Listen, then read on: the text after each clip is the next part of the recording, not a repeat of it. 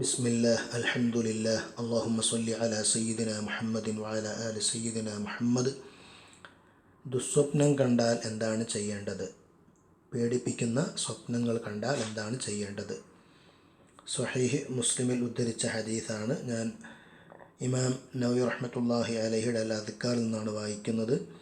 ജാബിർ റളിയല്ലാഹു അൻഹു ഉദ്ധരിച്ച നിവേദനം ചെയ്ത ഹദീസിൽ നബി സല്ലല്ലാഹു അലൈഹി വസല്ലമ തങ്ങൾ പറയുന്നു, ഇദാ റഅ അഹദുക്കും അർറുയ, നിങ്ങളിൽ നിന്നുള്ള ആരെങ്കിലും അർറുയ സ്വപ്നം കണ്ടു, യക്റഹുഹ, ആ സ്വപ്നത്തെ അദ്ദേഹം വെറുക്കുന്നു എന്ന് പറഞ്ഞാൽ കണ്ടത് ദുസ്വപ്നമാണ്, പേടിപ്പിക്കുന്ന സ്വപ്നമായിരുന്നു എങ്കിൽ എന്താണ് ചെയ്യേണ്ടത്?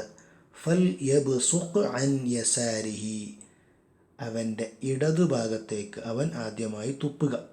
എത്ര പ്രാവശ്യം? സലാസൻ, 3 പ്രാവശ്യം തുപ്പുക. ഇടതുഭാഗത്തേക്ക് 3 പ്രാവശ്യം തുപ്പുക. എന്നിട്ട് വൽ യസ്തഇദ് ബില്ലാഹി, അള്ളാഹുവിനോട് കാവൽ ചോദിക്കുക. മിനശ് ശൈത്താനി, പിശാചിൽ നിന്ന്. സലാസൻ, 3 പ്രാവശ്യം. അത് അഊദു ബില്ലാഹി മിനശ് ശൈത്താനിർ റജീം എന്ന് ചൊല്ലുക. 3 പ്രാവശ്യം ചൊല്ലുക, അഊദു ബില്ലാഹി മിനശ് ശൈത്താനിർ റജീം. മൂന്നാമതായിട്ടെന്ത്? വൽ യതഹവ്വൽ അൻ ജംബിഹി അല്ലദീ കാന അലൈഹി, ഏത് ഭാഗത്തേക്കാണോ അദ്ദേഹം നേരത്തെ കിടന്നിരുന്നത് അതൊന്ന് മാറ്റുക എന്ന് പറഞ്ഞാൽ ചെറിയൊരു മാറ്റം അവൻ്റെ കിടത്തത്തിൽ വരുത്തുക.